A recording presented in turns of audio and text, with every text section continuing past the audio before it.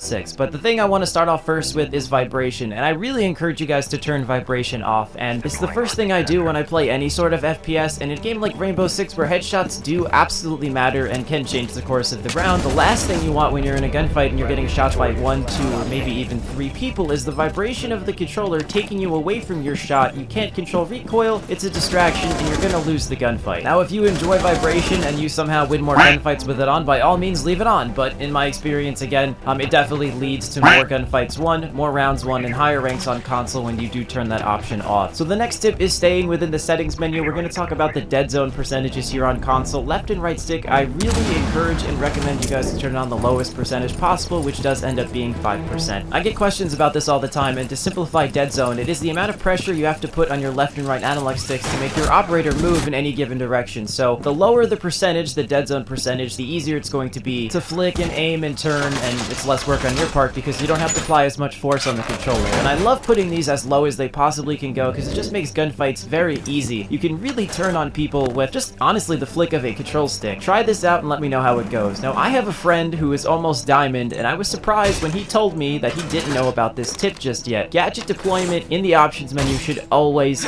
be set to toggle. I promise you it's going to save your life in ranked play. Now, what this does essentially is whether you're putting down barbed wire, Jaeger's ADS devices, a reinforcement, whatever it ends up being, you're going to have to choose your gadget and then hold the X button for the entire duration of the animation of putting whatever the gadget is down, and then you let go of the X button when it's finished and you're good to go. Now, what this essentially does, while it may be more work on your part if you're actually placing a gadget, it does allow you to cancel the gadget animation if you are getting shot at, if you are getting hit by a Twitch drone, or if there's a grenade or anything of that sort. You are no longer locked into that gadget animation just by simply using toggle. It is really going to help in rank play, like I said, whether you're bandit juggling or whether you are getting bandit juggled, things like that. You simply take your thermite charge off the wall or take the bandit charge off the wall and readjust accordingly and change the strat. My next tip is some reloading too soon, and to put it simply, please don't do it. Please don't reload after every single bullet that you fire out of your weapon, because if you do, you are going to be totally unprepared for the next gunfight, and you can't reload cancel every single gunfight. There's just not enough time. Be a little bit more patient with your gunfights. Always expect somebody around that second corner. Wait until you're totally clear to reload, and then reload as you see fit. It is a nasty habit to break in these FPS titles, and I'm guilty of doing it throughout this entire video. I forget sometimes. It's just something you always have to constantly be aware of, and it's going to net you more gunfights won. But that's all.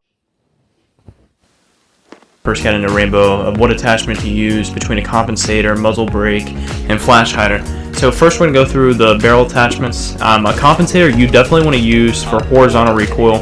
If you're going to be spraying on a gun, you're not going to be tap firing, you're not going to be burst firing. You're going to be spraying because it reduces the horizontal recoil, so you just have to pull down to control the vertical. So again, for compensator, you definitely want to run on guns that you will be spraying with.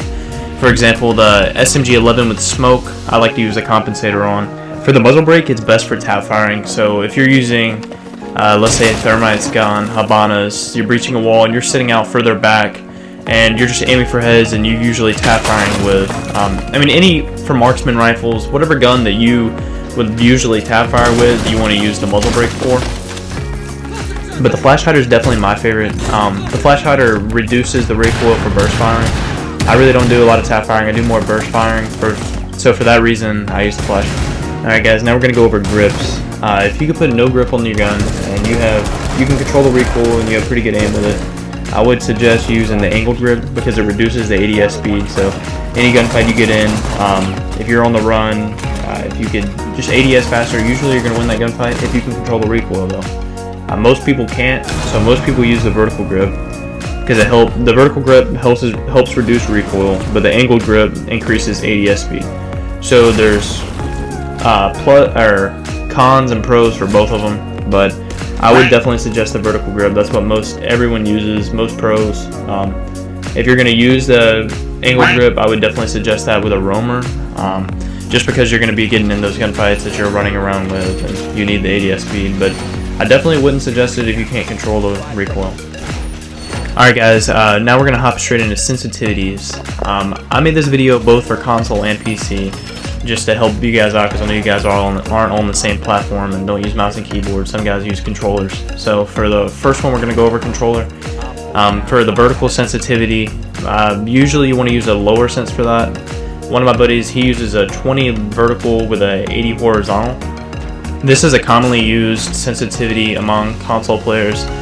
You want a low vertical sensitivity to control the recoil, but your horizontal you want a higher sensitivity, that way you could flick to heads or flick to, if you're in a 1v2 you could flick to two different guys or whatnot.